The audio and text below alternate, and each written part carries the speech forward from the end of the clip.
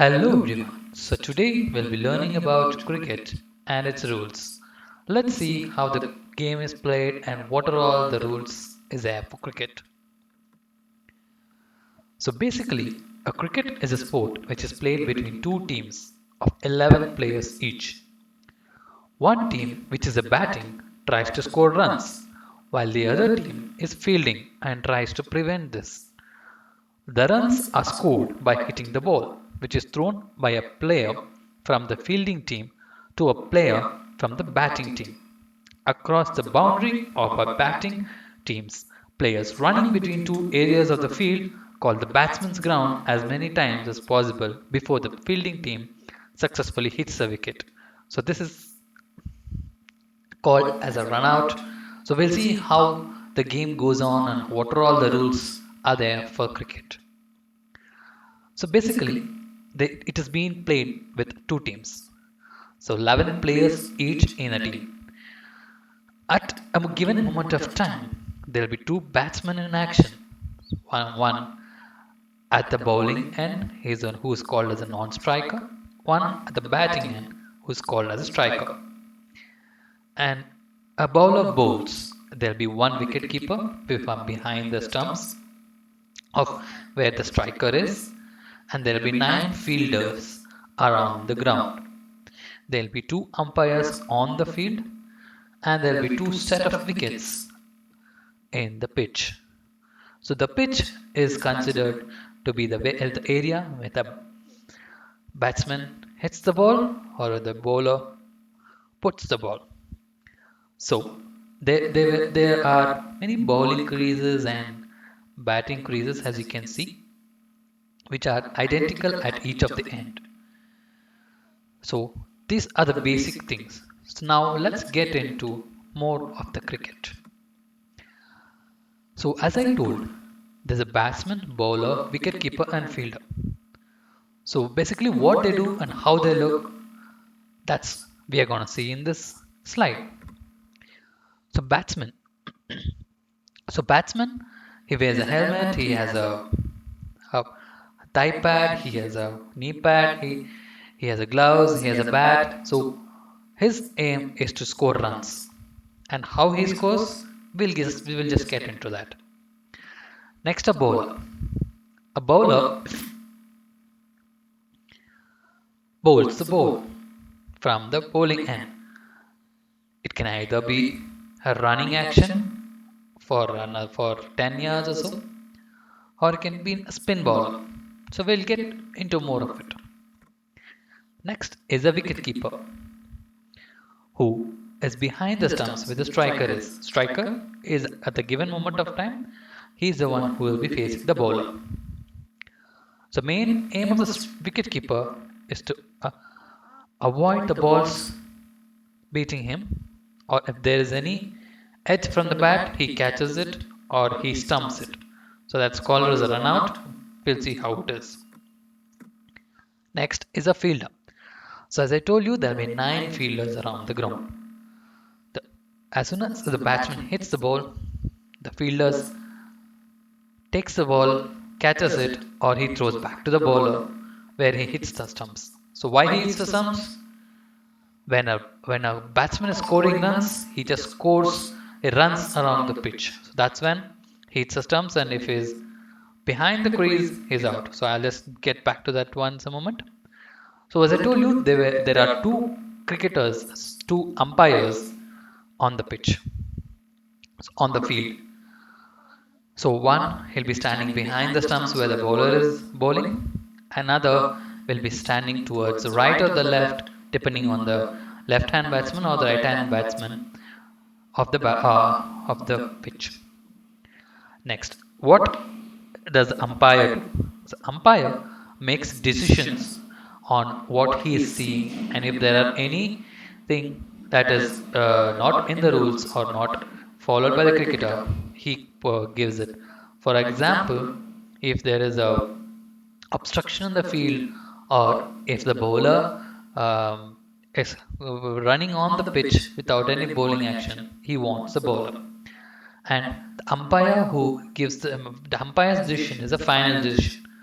So in case of any doubt of the field umpire, then it goes to the third umpire.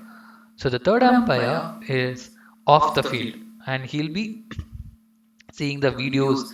He'll be seeing if there is any case of a doubt of the umpire, he moves to the third umpire who watches the video and tells his decision. So the umpire's decision will be the final, and if the umpire gives out, the batsman has to go. But in the recent times, they have introduced the DRS. So you guys who want to know what is DRS? Just wait. Let's continue. And there are certain actions for the umpire to tell to the scorer of what is happening. For example, the first one is a no ball. He just opens his right hand and he shows as a no ball. So that indicates that the bowler has stepped the line of the crease or he has bowled a bouncer which is above the hip of the batsman. Next is a four. Four is nothing but when the ball crosses the boundary lines. There's a oval shaped boundary line which is in the ground, and as soon as the ball crosses it, pitching at least one time, it's called a four. Next is out. So when a batsman is bowled or he gets caught by a fielder, he is given out. So that the umpire shows us by raising his finger. Next is a wide, where the ball is far off of the square pitch, where the batsman can't reach it. So that's called as a wide, and he opens up his two hands. Next is a sixer, where the ball goes off the boundary into the stands without pitching. So direct when the batsman hits the ball, it goes off the boundary without pitching anywhere. It's called scoring in cricket. So let's see how the batting team scores. So first, the the batsman. There will be two batsmen at the moment. So one is a striker and a non-striker. He runs between the wickets. He can run 1, 2, 3, 4, or till when the bowler or the fielders get back to the ball to the pitch. So the amount of runs scored here is ones, twos, threes, fours, or fives maximum. Next is a boundary. As I told you earlier, when the ball crosses the boundary line, at least pitching once, it's called a boundary, and the number of runs scored is 4. Next is 6, where the batsman hits the ball and it does not pitches anywhere, does not touches any boundary rope and lands directly into the stands. It's called as a 6. And the number of runs scored here is 6, number 6. So yeah, now how do we make a batsman out? Let's see. There are different ways of making a batsman out. Let's see the basic ways of how it is. First is run out. So when the batsman makes a single run or a 2 runs, when the fielder hits the ball to the stumps before the batsman reaches the crease, it's called a run out. So the batsman who is approaching the stumps and when the ball hits the stumps, that's where he's out and he'll be given out. Next is a hit wicket. So this is on a rare occasion where the batsman, without his knowledge, hits his bat in the stumps and the bails come out. So that's called a hit wicket. Next is a leg before wicket. So this is a little complicated way of giving out, but I'll tell you in simple terms. So when there is no bat involved and the ball directly hits the pads in front of the wicket. So there will be 3 stumps in front of the stumps. If it hits the pads without the bat getting involved, that's when leg before wicket is. So I'll explain more about it in the further sessions. Next is stumps or getting bowled. When the bowler bowls a ball and when the batsman action on it, but he fails to hit the ball and it directly hits the stumps. So that's when the batsman will be given out. Next is a catch. So when a batsman hits the ball but it doesn't have any velocity to reach outside the stadium or reach near the stands and it goes directly to a fielder and he catches it. And when the fielder has to catch it, without the ball getting pitched. So it should be a full toss and the fielder catches it. That's when the batsman is given out. Now let's see the extras where these are given from the bowling team. And there are few of the scores which are given from the bowling team. One is wide, where the ball is off the crease and when the batsman is not able to reach it, that's called as a wide and it's counted as a single run. Next is a no ball, when the bowler, when he bowls it and he over pitches and he oversteps the crease, that's called as a no ball and it is also counted as a single run. Next is byes, where the batsman has action but there is no contact with him with the ball, but the ball reaches to the boundary or it reaches far away and batsman takes a single run or two runs, that's called as a byes, but that is counted from the bowling team, not from the batting team.